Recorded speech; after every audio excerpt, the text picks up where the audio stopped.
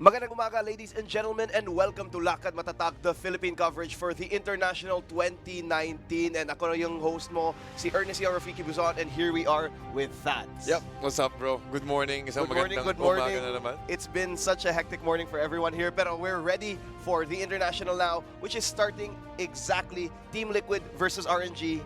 What are your thoughts about it? I think it's a really good game. I think the game is already starting right now, and we have a very good start. We have a 3-0 kill. Tatlo agad ang napatay ng RNG against Team Liquid. Alam naman natin, Team Liquid, sila talaga yung mga stronghold since TI8. Mas maraming mga players and also viewers na nag-expect for them to get that upper bracket. But then again, this is quite a challenge. RNG trying to run away from Kuroki. Kuroki man humabol. Sensu, apakagandang searing chains, holding him down.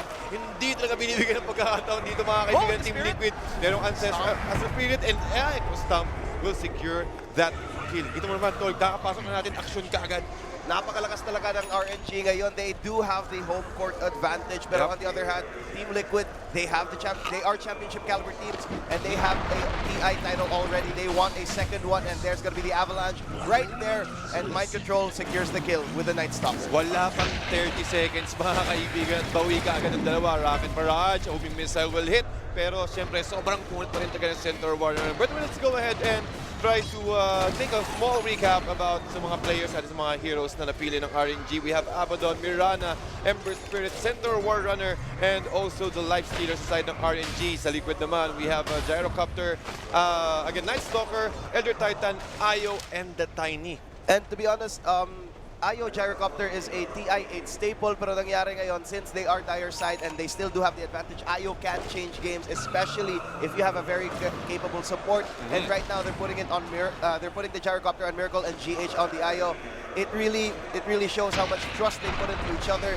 But right now we're gonna see the fight come in as the tower dive is gonna come out. The toss is being used, and now Flyby has to escape. He is a Centaur War Runner. He is incredibly tanky. Makunat na makunat, pero hindi pa rin kaya.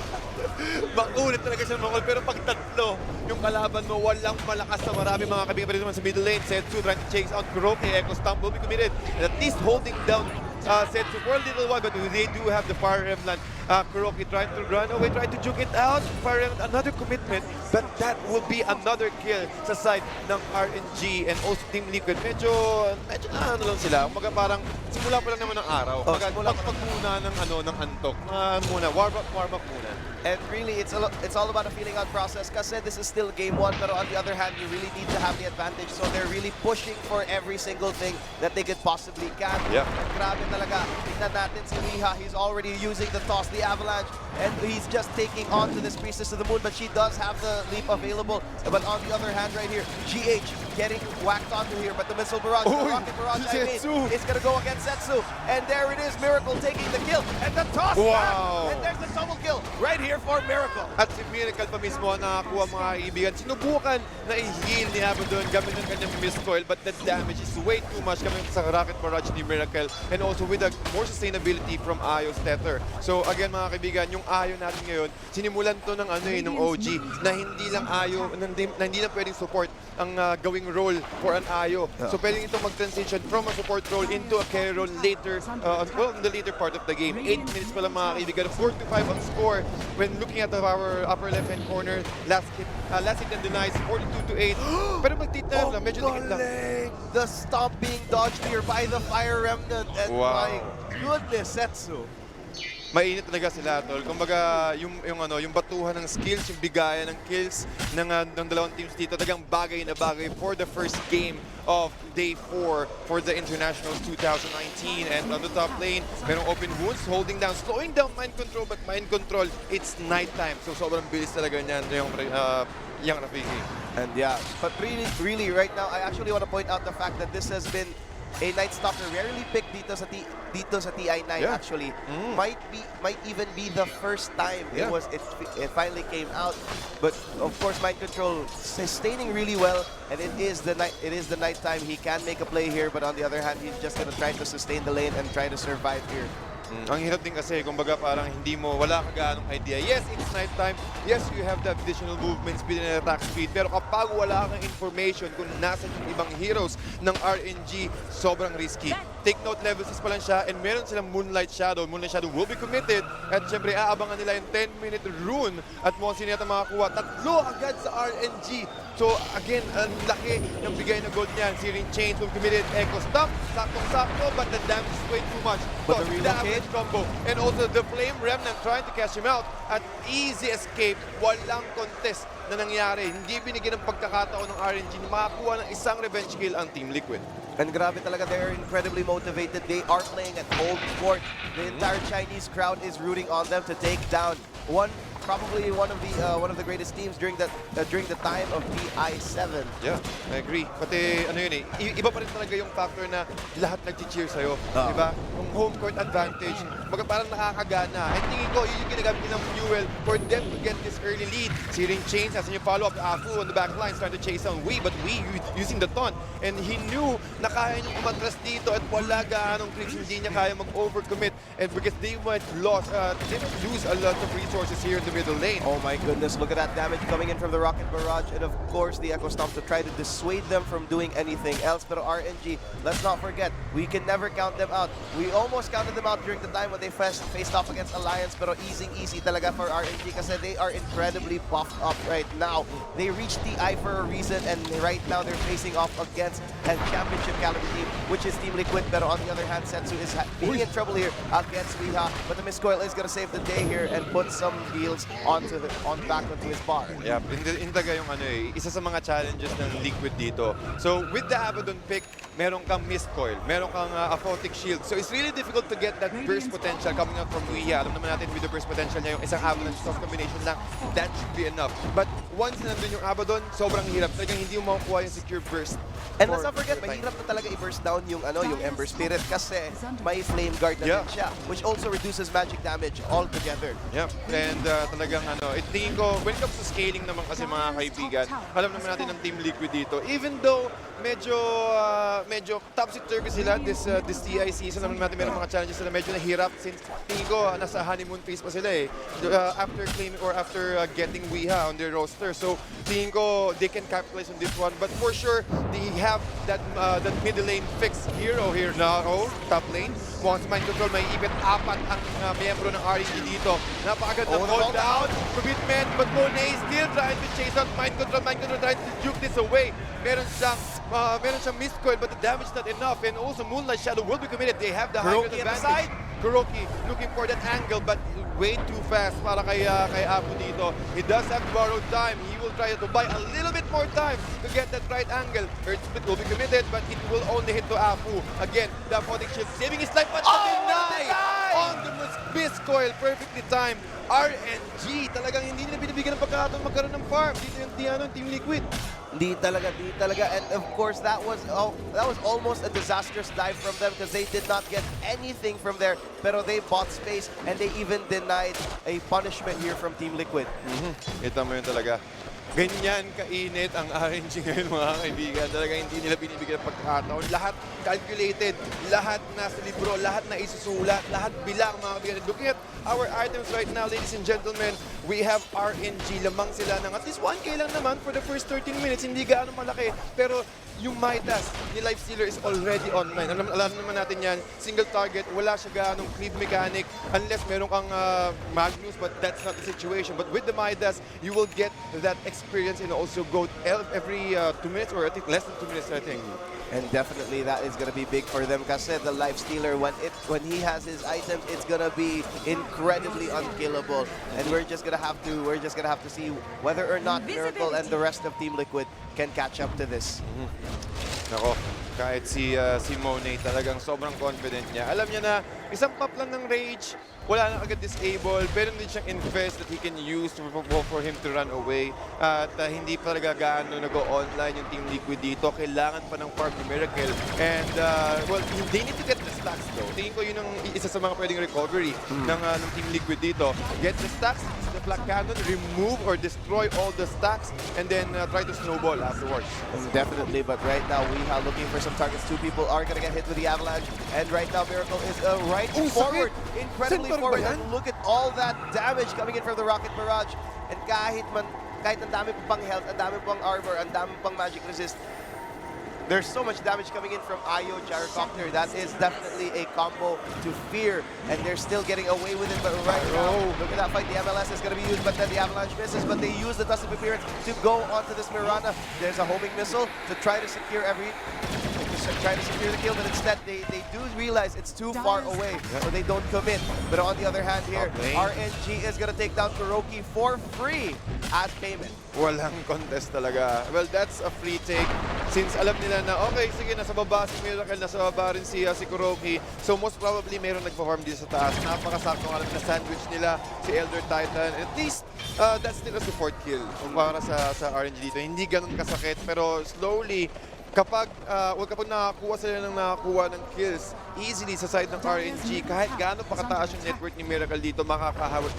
Looking at our network graph, mga kaibigan, rather last in the nice, lamang sa CS, si Miracle, again, using the flak cannon is advantage. So again, net worth 7,300, hindi gano'ng malayo, pero yung other core ng Team Liquid dito is nasa 4th and 5th position. Sobrang layo din. There's such a big gap. There is about 1,500 gold as a gap. Pero look at this as Kuroki is gonna get whacked on by Monet. This artist is way too strong, but oh my goodness, the flak shells are gonna hit everyone else.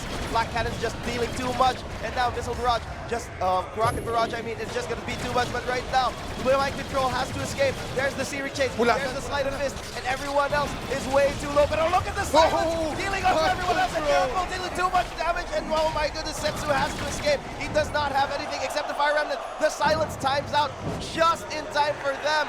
And of course, medyo pauntikan pa, mga kaibigan. At wow, again, ang ganda ng counter initiation ng Team Liquid doon. I really thought that na merong opportunity yung RNG for them to kill them all. Pero nung pagka-breach nila ng high ground, okay, wait lang, nandito si Night Stalker. It's nighttime. Silent. Lahat. Walang magsasalita. Walang gagamit ng skill. And it's go time. Naramdaman ng RNG. Oh, wait lang. Meron silang high ground advantage. Gabi pa ngayon. At sobrang hirap pumatay. Echo Stamp will also be committed.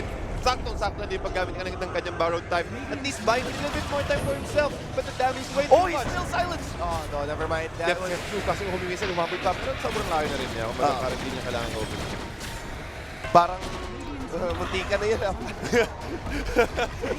Muntik na, hindi afford ng RNG dito na magkamali. Kasi mawawala yung momentum nila. Stealing exchange. More Dust of Appearance being used here. Flyby is in trouble. The silence is going to be used against him. Call down is also committed. And that is going to be a dead Centaur War Runner. No matter how tanky you are, sir. Walang malakas sa lima. But Setsu is just going to go. Searing Chains, rooting 2 people. Fire Remnant is also going to be used, but he does have a safeguard to reduce the magic damage. But it's not enough to save him. And everyone else from RNG is going to scatter because Team Liquid is just going to take this mid lane tower. Nasa sandwich, mga kaibigan. At sabi nga nila, kapag kumain ka ng sandwich, kailangan mo rin kumain ng meron kang panulak. At mukhang ito nga yung panulak ng Liquid kasi tinulak nila ang middle lane at sinira ang tier 1 tower ng RNG, and that will be the first magandang way for them to get that map control, di ba? Getting that advantage. Alam nila na okay lang, medyo equal pa rin naman yung status ng game natin. Medyo nakakuha sila ng kills lamang na tayo when it comes to kills though, pero on net worth, as long as you have the map control, it is easier for you to rotate and also abusing the fact that Ayo has the relocate. And look at the Dota Plus win probability. No matter how many fights that Team Liquid have won, RNG is still on the lead here. Yung win possibility talaga nila, it's leaning more towards them, 64%, and makikita natin bakit. Tingnan natin yung kills ng Ember Spirit. He does have more gold than the other cores here for Team Liquid. Yung Lifestealer also has such a big gap in between yung mga core ng Team Liquid except Miracle. I agree. Kita mo naman taga yung mga huli potential nila. Arrow! Straight for Miracle, but rather, GH is there with the save from the Tether. They're trying to chase Aku. Borrowed time again. Pero meron siyang Spirit rather trying to chase him out. The slow from the Spirit holding him down. Miracle with a dominating spree. Pero si Monet, mga kaibigan, medyo hindi na ako dito when it comes to par. Pero mukhang hanggang sila isa pa. Silence para kay Mind Control. Nasaan yung Echo Stamp? Echo Stamp will connect. Nasaan yung follow-up? Hinihintay lang nila. See, we have to get that Avalanche cross combination. Wala pang Flame Guard, pero meron dash. Flame Remnant, saktong-sakto. Pero kung minsan habulin yata ng Team Liquid dito. Call down will be also committed. Lanya pa sa backline. Sa gagawin sila, fly-by. We'll also try to get that stun. It will connect. Getting that double start for into the split earth, mga kaibigan. Pero tumamabalik siya sa backline. Si Miranda lang ang nahuli. Rocket barrage para kay Miracle. Getting that kill. Buyback will be forced outside ng RNG TV. Saktong-sakto responde. Pero kailangan ng umalis We ng have to Team Liquid. sacrifice. And Weha will sacrifice himself indeed. 42 seconds in the sidelines. And RNG kung makakit ba, walang pang-cancel ang RNG. That is a nice commitment sa side ng Team Liquid, forcing a buyback sa mga core heroes ng RNG. Napakalakas talaga when it comes to scattered fights. Team Liquid is king and they really show. Kasi if you really want to go for scattered fights, Ayo Gyrocopter, they can just immediately relocate to the places that they want to be. And on the other hand dito, yung item pick up ni Miranda is actually really good. Yung Rod of Athos into the arrow. It's such a free stun, it's such a free pick off, pero di pa rin na-capitalize ng RNG yun. Yeah. Pati maganda rin kasi pang hold down eh. Kumbaga sa sobrang dami ng mobility mo, hindi mo na kailangan umanggulo sa arrow mo. Kumbaga parang it's already a secured arrow and it's really difficult kasi sobrang mobile ni Night Stalker, sobrang hirap mo siyang matamaan. With the Rod of Athos, at least that should be a secured kill and also holding down GH kung sakaling mag-netler in pa lang siya. Yep, and definitely, like, you want to take care of this support. Wisp is incredibly annoying. He does give a lot of extra things for your cores, and I don't think RNG want to give them extended fights for that. Nako, pero si Monet dito hindi na contest. 2-0 to siya at the moment with the hand of Midas, Army of Mordigan, pero tingin ko hindi siya yung life stealer na mag-rush into rage. It's just like what we're seeing into other players na the life stealer. So, pero hindi pa rin siya sumasama. But there's a possible threat dito sa side ng RNG, the Infest Bomb into the Ember Spirit Flame Remnant. So, again, they still need to play carefully. Pero ang ginagawa dito ni Miracle with the Aghanim Scepter, Side Gunner is already online. And once that Ayo reaches level 25, that Side Gunner is really effective. Getting that additional attack kung sino yung target ng main hero na tinether niya. And incredibly free there for them. Pero on the other hand, but we can't count out RNG right now. There's, as you said, Life Stealer. Sooner or later stages in the game, when he gets this item, extended fights that Team Liquid has been winning every single time. Magpaproblema na sila sa Life Stealer, who does have rage, who does have a lot of sustain, and the armlet just plays. If you play with the armlet, it just gets even worse. Yeah. Nako, at isang component na lang mga kaibigan ng kulang dito ni Monet. At kapag meron na siyang Radiance, pwede na agad siya mag-infest bomb every single time. Okay na yun eh. Kumbaga parang you will get the 17% evasion, so that's equivalent to 17% effective HP. You can just prevent all those physical attacks from Miracle. At least a 17% chance, ang laki pa rin ng chance na yun. And that will give them a lot of opportunity to dish out a lot of magical damage in an AoE area. And let's not forget he does have rage. So kahit let's say, okay, you can dodge the physical attacks, but what about my rocket barrage? May rage naman. May rage naman, diba? Ang hirap talaga yan. Kumbaga, kailangan hindi magpa-pick off dito yung Team Liquid. Nakikita natin, kahit lamang sila sa kills, but looking at the net worth, mga kaibigan, less than 1K net worth, still in favor of RNG. And both four heroes of RNG still on the top 2 and top 3 of our net worth chart. And that's why it's been shifting back and forth, but the more this game goes longer, the longer this game goes, it's more going to be skewed in the favor of RNG. It's true. But on the other hand, right now, Team Liquid should be looking for more objectives aside from like this mid lane tower. They should be putting more wards down a bit more aggressively if they want to close this game out. Kasi once again, Ember Spirit Life Stealer, you don't want that to go late game. Yeah. Kasi may mobility na kaya nilang gawin. Pati yung AoE damage na pwede nilang i-dish out sa side ng Liquid dito. Pati sobrang dali nilang ma-cut out yung Ayo kung sakali. So, the best thing that the Team Liquid can do is to make sure na yung Elder Titan hindi mahuhuli. Pero I think there should be a smoke play here. There is indeed a smoke play. At hindi ito Moonlight Shadow, mga kaibigan. So they can use the Moonlight Shadow again just in case that they did not find anything. But meron the invisibility rin dito si Life Stealer. So sobrang sulit. Rod of Athos, they actually do catch him out. There's the call down going to be used, but they actually... Everyone else and Team Liquid is going to leave him alone. Miracle actually gets saved today, and there it is, the Echo Stomp to save him out. And the sleep to put him down, the borrowed time is just going to delay a little bit for the Abaddon, but it's still not going to be enough. They do take flyby as like part of the sacrifice, and that's also going to be Afu. Can he get away? MLS is also being used, but they do have the Dust of Appearance just in case. Wala talagang pagkakataon. Well, I really thought na malalamang din yung RNG because they're the one who initiated. But unfortunately, Team Liquid, they have the high ground advantage. So nawala yung scope factor ng RNG dito. And as you can see, the damage being dished out by the Rocket Barrage from Miracle, almost 50% HP ang naiwan sa Ember Spirit. Plus, the Flame Guard. So, still, ang sakit pa rin. You need to respect the damage output of Miracle every single time. Plus, andun ba yung Ayo? So, ang kailangan mo gawin dito is to catch Ayo first or burst Miracle down as soon as possible, or at least mga less than 5 seconds i-burst out mo siya. Kaso ang hirap dito is wala talaga silang burst potential. Lahat ng hero ng RNG dito is more into dishing out physical damage, and yung magical damage nila is just the Starfall, the Arrow, and also the Flame Guard or Searing Chains ng RNG. So wala talaga silang burst potential, and I think that's one of the reasons why Team Liquid chose that Ayo into Gyrocopter combination. Napaganda follow from RNG dito, trying to take down Tiny, Riha, pero did you follow up? He is alive, he's still alive, and now the Spirits are going to be used to relocate right here from GH and Miracle, and call down hits on 3 people. What a slow coming out, and Flak Shells dealing so much damage, and the sleep, the split earth, and here it is, the cherry on top. There's the little cake you got, and there's the top. And that's going to be wicked sick here for Miracle. Yeah, wicked sick indeed. And Miracle, talagang alam niya, okay, we got these boys. 26 minutes in, I have all the damage I need. Meron akong Drums of Endurance, meron akong Aghanim Scepter, and I also have the Ayo. Diba? Every single time, hindi sa akin umalis yung Ayo. Okay lang, kahit i-boost ng RNG sa akin lahat ng mga ultimates nila, okay lang kasi muna kayo maging priority, I always have the Ayo sa relocate. Diba? Pwede naman mag-position. They also have the slow talent picked up from Ayo, Backtoss combination, kung sino yung mahuhuli nila dito. And I think that was Mind Control tossing his ally, or rather Weeha tossing Mind Control just to get that, or just to clear out that mid lane creep wave. And really, ang galing talaga ng awareness ng Team Liquid. They try to bait pick off so many times. Alam nila may Rod of Atos, alam nila may Mirana na who's gonna actively look for the pick off yung.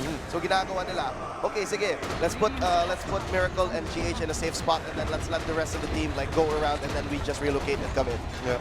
So talaga alam ng Team Liquid yung win condition nila, and I'm pretty quite sure that they knew that they had it in the bag. But there's still meron pa ring opportunity dito yung RNG mga kaibigan, pero sobrang slim lang talaga. Kasi ang dahil ng sustainability ng dito ng Team Liquid, kung saan sila mag-engage with the Arrow, will connect, but where's the damage? The damage not enough. Just like what I mentioned earlier, ang dami nilang save. Meron silang backtoss potential from Weeha. They also have the Tether heal from GH, and also that Echo Stomp from Elder Titan. So ang dami nilang option for this to at least to play along with RNG's playstyle. And really, if they really do try to go all in, at wala talaga, super desperate, may split earth pa rin to force everyone else in RNG to scatter. Nako, isipin mo yun. Then habang nag-scatter sila, merong Flakado na humahabol sa kanila. Ang hirap na makatakbo dito sa current composition ng Team Liquid, mga kaibigan. 2K Networks lead na, 9-16, 27, almost 28 minutes into our ball game, 21-12. Ang Ayo dito, so hindi siya namamatay. 12 assists, and looking at its items right now, Glimmer Cape plus the mechanism, so a lot of sustainability pa rin. Well, he's just doing his responsibility, making sure that Miracle will stay alive, and Miracle will just dish out a lot of damage. And at this point, si GH, he's the savior of the universe.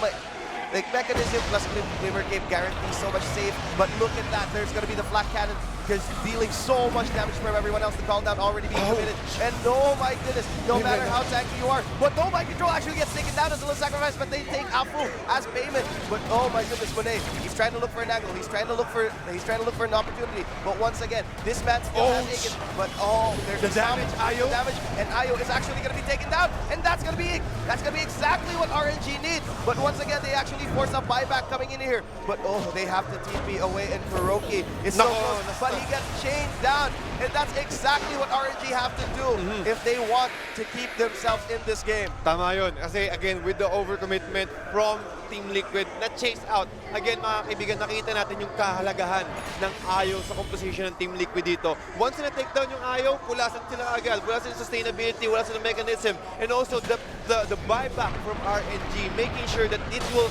at least makakuha sila ng konting space. Kahit hindi man lang konting kill, kahit tatlo lang yun, okay lang yun. Yung importante, mabuhay sila dito at least makabili sila ng konting pang oras para makapag-farm ng mga core heroes nila. And really, the insane awareness here from RNG, smelling the overextension, and grabe talaga. Monet looking for the angle, trying to bait them into going onto Monet, and then immediate blink in from the Centaur Warrunner. Yep, ang ganda rin ng initiation. Yun yung kailangan gawin ng RNG dito to turn this around. Alam naman natin na they're able to take down the tier 3 tower ng RNG, so the shrines are now open. So kapag nakuha nila yung shrine ng RNG sa side ng Team Liquid, at least that's another secured, or maybe not that secured, mga 90% or 80% na hindi makakapunta yung RNG doon at sila yung makakuha ng Roshan. But however, tier 2, ang ginagawa lang dito ng Team Liquid is, okay lang, ubusin natin lahat ng outer towers nila, then take all of their resources, choke them inside their base. At isa yun sa mga best effective way na talaga na pwede mong i-prolong pa yung advantage mo. And force them to stay on high ground, and the arrow actually scouts them out there. That was probably, that was definitely a scouting arrow, less of a pick-off arrow kasi walang mga kasama na follow up dun. But on the other hand, this is still Team Liquid trying to push the issue. Wala na kayong madi-defend dito kasi we're gonna take away the outer towers, as you said. And forcing them into this, forcing them into high ground, forcing them into the base would lessen the farm that this life stealer could get, and of course, let's not forget also the Ember Spirit. Pati ang hirap niyan, sipin mo, ngayon kinukuha nila yung shrine area na malapit sa may Rosh Pit, is kailangan nila itong i-contest. But MLS, the arrow will hit the Miracle, but Monet trying to go and run away, maybe tapping up the shrine. Okay lang yan. Kahit munting na mabasag kasi nagamit ko si GH at magiging brain target dito. Cypher will connect and also the Black Hand of Miracle.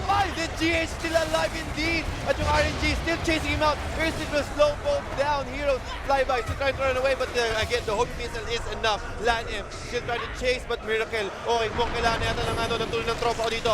Saktong-sakto yung avalanche. Oh, the silence! The silence as well, plus the homing missile. Saktong-sakto mga kaibigan, tatlo ang tumumba, plus a buyback sa side ng RNG. Make that a double buyback sa RNG. And really, this is one of their most desperate moments. Kailangan nila mag-buyback, kailangan nila mag-defend, pero wala pa ring wave dito para sa Team Liquid, so they do have the backdoor protection to save the day. Pero it will just be there to delay the inevitable if they're not gonna try to push the advantage, and they actually take down the Elder Titan as payment. Nako, medyo nahuli. Kapag yung mga simpleng ganong patay sa side ng Team Liquid, nakikita natin mga kaibigan, even the support, getting at least 45 seconds sa kanyang death timer, yan yung kailangan gawing opening ng RNG. Isipin mo, support na nga ganong katagal, lalo pag na-wipe out ko sila, that will result into a lot of objectives sa side ng RNG, and yun yung kailangan nilang gawin. Hindi pa naman ganong kalaya yung network advantage ng Team Liquid. It's just 6K. Siguro, it will result into 2 core items. Kailangan lang talaga na makahanap ng isa pang opening at gamitin nila kung ano yung strength ng draft nila, which is the Infest Bank. Pick-off potential. The pick-off potential, but once again, our Team Liquid has been playing really well against that win condition. If you've noticed, every single time na may attempted pick-off, ang galing talaga ng Team Liquid, immediate relocate, immediate rotation. Everyone is in the party, even though they weren't invited. Yeah, mga parang gate crash sila doon, no?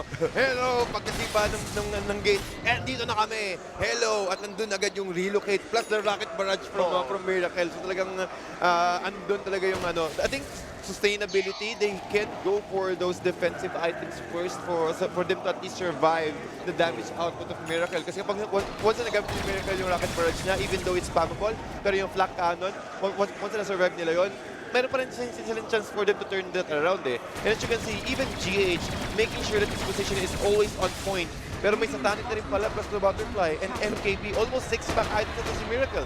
And really good smoke here from Team Liquid, making sure that no one knows their position as of the moment. And look at Miracle, just Monet. base tanking this tower and not caring what Monet does. They're preparing the blink, they're preparing the rage, but of course the Rod of Athos is going to be there, and they're going to stun up Weehaw with that arrow. But it's not going to be enough because they're just going to have to back off as they know the rest of Team Liquid is waiting. But of course, the hook stop going to be used, but it's not going to be the commitment. It's not going to be RNG going for this, but they do. They're still going to try to go for it. But oh my goodness, they're just going to go for the Infest Bomb, and that's going to be it. That's going to be the kill off the GH, and everyone else from Team Liquid has to back off. But no, instead, they push the issue. And there's the buyback, there's the relocate from GH. He's just going to be there for 10 precious seconds for Team Liquid. And they do know this, so they back off after taking the rocks. Okay na yun. Kumbaga parang huwag natin mag-overextend. Nag-buyback na ako pero meron flame na dito mga kaibigan mo. Tree volley? Yung tree volley niya pero sa likod. Si Ember Spirit mamamatay pa plus the homing missile will switch into the life stealer. Kaya mo din i-contesto into that kill but the rage will be used just to make sure na hindi siya may stun. And Weehaw, saktong-sakto lang, hindi binibigyan pagkakataon. And also nice arrow here. Where's the response? Merong Astral Spirit getting that right angle to get that perfect echo stomp, holding down the rest of RNG. Pero habang nangyayari yan, may backtoss tayo din from Nagbabot niya kay Miracle into the echo stomp plus the tree valley. It's way too strong. Plus the flame cannon. Will it be enough though? Medyo may naiwan pang napakonti pero objective is the name of the game sa Team Liquid mga kaibigan. This might be the end of the first game. GG, well played ang call ng RNG dito. Team Liquid will take game 1 for our first series of our Day 4 Day International 2019. And napakalakas talaga ng Team Liquid there. They really took their patience. They really knew san yung advantages nila, san yung disadvantages nila, and they knew san yung win condition ng RNG. And they decided, sige, let's prevent that.